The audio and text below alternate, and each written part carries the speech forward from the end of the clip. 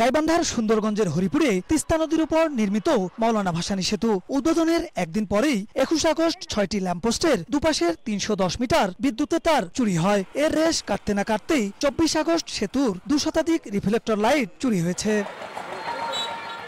স্থানীয়রা জানান, উদ্বোধনের পর থেকে প্রতিদিন সেতুর উপর দিয়ে হাজারো যানবাহন চলাচল করছে। সেতুটি দেখতে প্রতিদিন হাজার হাজার দর্শনার্থী আসছেন, কিন্তু সন্ধ্যা হলেই অন্ধকারে ঢেকে যাচ্ছে দুই পারের কয়েক কিলোমিটার সংযোগ সড়ক সহ পুরো সেতু। এতে 4 দিনের ব্যবধানে সেতুতে 2টি দুর্ঘটনায় একজন নিহত ও 2 জন আহত হয়েছেন। পাশাপাশি ঘটছে চুরি ও ছিনতাইয়ের ঘটনা। লাইট চুরি হওয়ার কারণে আমরা অন্ধকারে আছি। ব্রিজটা যেদিন উদ্বোধন হলো তার পরের দিন থেকে আমরা অন্ধকারে আছি। কালকে রাতেও তো মনে করো ব্রিজের মধ্যে 3 জন অ্যাক্সিডেন্ট হয়েছে। এই যে অন্ধকারের ভেতরে ছিনতাই হবে, মিনতাই হবে, ডাকাতি হবে, এক্সিডেন্ট হবে, এগুলো তো কেউ গুরুত্ব নিচ্ছে না কেউ। এলাকাবাসীর অভিযোগ, সেতু ও সড়ক পারাপারে রাখা হয়নি ন্যূনতম নিরাপত্তা ব্যবস্থা। চুরির ঘটনায় এখনো পর্যন্ত কাউকে শনাক্ত করতে পারেনি আইন শৃঙ্খলা বাহিনী।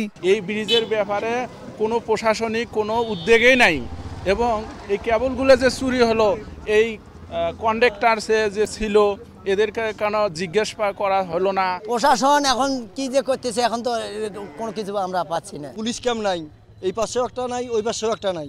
আমরা দুই পক্ষেই পুলিশ ক্যাম্প চাই।